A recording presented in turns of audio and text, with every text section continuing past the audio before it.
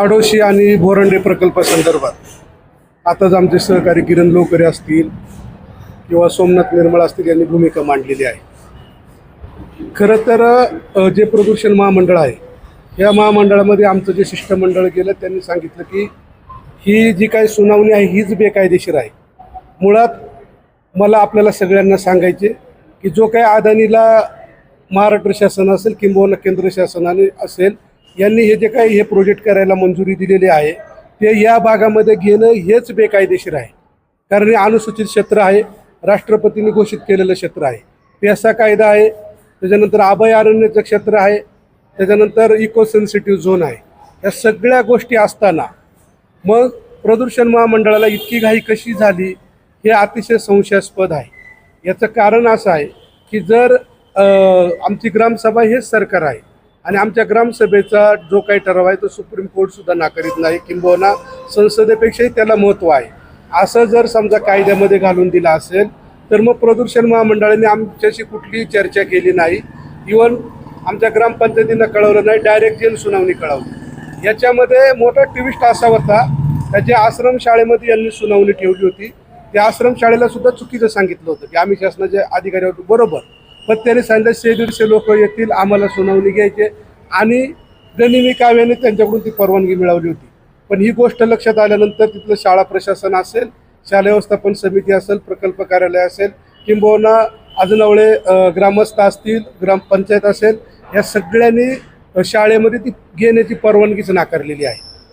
एवढा अधिकार ग्रामसभेला आणि ह्या सगळ्या अनुसूचित क्षेत्राला असताना सुद्धा प्रदूषण महामंडळाने जो काही घोडचूक केलेली तिला चोख उत्तर देण्यासाठी 17 तारखेला बाकी मी आपल्या माध्यमातून पुणे जिल्ह्यातील सगळ्या समाज बांधवांना विनंती करणार आहे की हा सह्याद्री गिळायला निघालेला हा भस्मासूर आहे, हा आज आडोशी आणि बोरांड्याला आलाय, उद्या ठिकठिकाणी वेगवेगळ्या ठिकाणी येईल। याच्यामुळे संबंध सह्याद्रीतील सगळ्याच लोकांनी, म्हणजे हा गैरसमज नकोय का याच्यामध्ये फक्त आदिवासी बाधित होणार आहेत, आदिवासी प्रभावित होणार आहेत, याच्यामध्ये संपूर्ण जुन्नर तालुकाच नव्हे तर अर्धा जो पश्चिम घाट जो सह्याद्रीचा पट्टा आहे त्याच्यामध्ये सर्व जाती धर्माची लोक याच्यापासून प्रभावित होणार आहेत आणि त्याचा फायदा महाराष्ट्राला अजिबात नाही। त्याच्यामुळं ह्या अदानी जो काही बिल्डर आहे किंवा मोठा उद्योगपती आहे त्याला मी या माध्यमातून शासनाला प्रशासनाला सांगणार आहे की बाबांनो, तुम्ही लोकांचे नोकर आहात, लोकांसाठी तुम्ही राज्य चालवतात ना की अदानीसाठी। अदानी काय तुमचा कोणी नाही, त्याच्यामुळे लोकांना संरक्षण दिलं पाहिजे, कुठल्या प्रकारची दडपशाही करता कामा नये। आणि आता काय पूर्वीचा समाज राहिला नाही। अदानीने हा प्रोजेक्ट आणल्यानंतर वाऱ्यासारखी बातमी आज सोशल मीडियाचा जमाना आहे, घराघरामध्ये गेलेला आहे। रक्तरंजित इतिहास आदिवासींचा संबंध भारताने पाहिलाय की ज्यामध्ये राघोजी भांगरेंच्या लढाया असतील, बिरसा मुंडांच्या लढाया असतील, नाग्या कातकरी तंटाबिल या सगळ्यांच्या लढाया असतील। याची जर पुनरावृत्ती करायची जर नसेल तर आदिवासीच्या नादाला लागायचं काम यांनी सोडलं पाहिजे। किंबहुना माझं असं मत ही जेल सुनावणी तर रद्द झालीच पाहिजे, पण बोरांडे प्रकल्प काय सह्याद्रीच्या बेल्टमध्ये अशा या जे काही बिल्डर्स आहेत किंवा जे काही उद्योजक आहेत यांना 1 इंच जागा दिली नाही पाहिजे। याच्यामध्ये अजून मोठी गोष्ट अशी आहे की केंद्र शासनाचा जो काही अधिग्रहण कायदा आहे तो सुद्धा आदिवासींच्या जमिनीला लागू नाही। मग यांनी मधला मार्ग काढला की काही स्थानिक एजंट गोळा केले, काही मुंबई कल्याण साईट एजंट गोळा केले, आदिवासींच्या तिथं आले, सांगितलं, फसवलं, इथं मोठा प्रोजेक्ट होणार आहे, तुमच्या पोरांना नोकऱ्या लागतील, तुमची जमीन आम्ही मोठ्या भावाने घेतो, आणि मग लोकांना थोडं गुमराह करायचा प्रयत्न केला। परंतु आता आदिवासी समाजामध्ये अतिशय शिक्षित उच्च शिक्षित अशी सगळं समाज झालेला आहे, त्याच्यामुळं तात्काळ सगळ्या लोकांचा गैरसमज दूर केलेला आहे। आडोशी आणि बोरांड्यामध्ये देखील त्या ठिकाणी बैठका झालेल्या आहेत, वन अधिकाऱ्यांना सुद्धा सूचना दिलेल्या आहेत, कारण वन हक्क कायदा आदिवासींच्या बाजूने आहे। उद्या वन असेल, जर आपण महाराष्ट्राचा विचार केला तर जवळजवळ 85% वन हे आदिवासींचं आहे आणि आदिवासींनी आत्तापर्यंत जल जंगल जमीन जनावर आणि जनाचं संरक्षण केलेलं आहे। हा आमचा आत्मा आहे आणि हाच आत्मा जर उद्या काढून टाकण्याचा कोणी प्रयत्न करणार असेल आणि जर आमचं अस्तित्व कोणी नष्ट करणार असेल तर आदिवासी एक माणूस सुद्धा स्वस्थ बसणार नाही। उद्या या माध्यमातून मी महाराष्ट्र सरकारला सुद्धा सांगू इच्छितो की बाबांनो, तुम्ही लोकांचं संरक्षण करा, कारण रिअल ओनर ऑफ इंडिया फक्त म्हणलं जात आहे आदिवासी या देशाचा मूळ मालक आहे। या सगळ्या गोष्टी खऱ्या आहेत। आधीच आमच्या जागेवरती माणिकडोह मोठा प्रकल्प झाला, त्याच्यानंतर तिकडे डिंबे झाला, पिंपळगाव जोगा झाला, याच्यामध्ये प्रचंड आदिवासी नवे तर सर्व समाज हैराण आहे. अजून त्यांचं पुनर्वसन केलेलं नाही, त्या लोकांना अजून त्याचा मोबदला मिळाला नाही. तर दुसरे असे प्रकल्प आणून जर आदिवासींच्या वाट्याला जर कोणी लागणार असेल तर भविष्यामध्ये सगळ्यांची वाट लावायला आदिवासी समाज काही मागं पुढं पाहणार नाही. त्याच्यामुळं मला असं वाटतं की आदिवासी समाजाला कोणी हलक्यात घेऊ नये. कायदा आमच्या बरोबर आहे.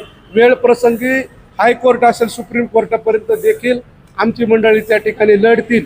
पण अदानी सारख्या माणसाला 1 इंच जागा आम्ही मिळवून देणार नाही, अशा प्रकारची भूमिका आमच्या सर्व समाज बांधवांची नवे तर जुन्नर तालुक्यातील प्रत्येक माणसाची झालेली आहे.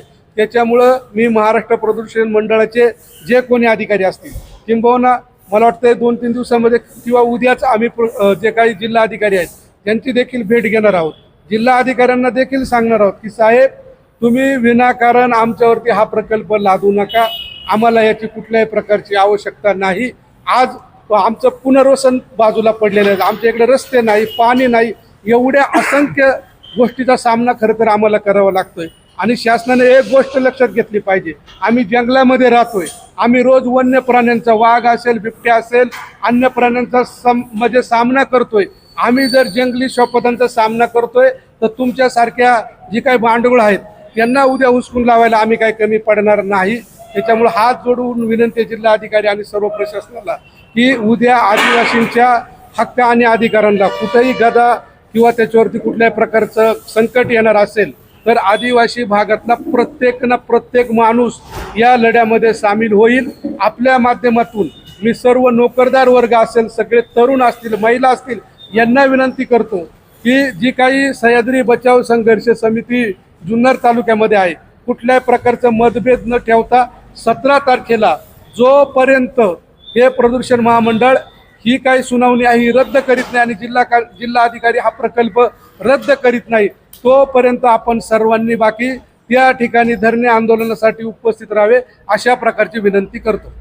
प्रकल्प प्रस्तावित असल्यापासून प्रकल्पाच्या जनसुनावणीपर्यंत हा जो कार्यकाळ आहे यामध्ये दोन्ही माझे जे आमदार आहेत ते दोन्ही मध्ये सत्तेमध्ये होते.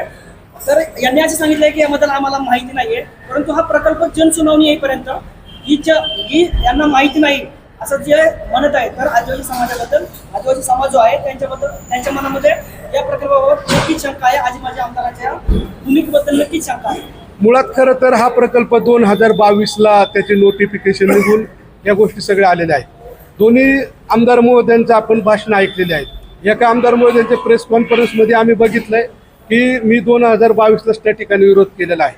मला त्यांच्या भूमिकेबद्दल इतकं माहीत नाही, परंतु शरददादा सोनवणे हे जेव्हा ही प्रदूषण महामंडळाची नोटीस आली तेव्हा डॉक्टर विनोद केदारे आणि मी स्वतः याबाबत आमदार महोदयांनाही माहिती दिली. त्यामध्ये कमलताई शळकंदे देखील होत्या. ही सगळी माहिती दिल्यानंतर आमदार महोदयांनी ही जी काही सुनावणी आहे ज्या शाळेमध्ये घेतले ती त्या शाळेच्या जे काही प्रकल्प अधिकारी आहेत त्यांना देखील एक पत्र त्यांचं दिलं. ते पत्र आपल्याकडे आम्ही उपलब्ध आपल्याला करून देईल.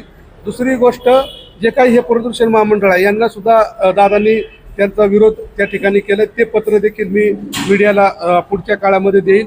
मला असं वाटतंय की जरी समजा याबाबत वेगवेगळी मतं असतील, परंतु आता मतभेद आणि मनभेद करण्याचा बिलकुल किंबहुना राजकारण करण्याचा अजिबात ही आत्ताची वेळ नाही. त्याच्यामुळं दोन्ही आमदार महोदय असतील किंबहुना आपल्या जुन्नर तालुक्यातील सगळेच जे काही समाजासाठी किंवा राजकीय क्षेत्रामध्ये काम करतायत त्या प्रत्येकाला असं वाटतंय की हे जे काही अदानीने हा प्रकल्प आणला हा कोणालाच नकोय. त्याच्यामुळं भविष्य पुढच्या काळामध्ये सगळेजण एकत्र येऊन लढतील असं माझं ठाम मत आहे.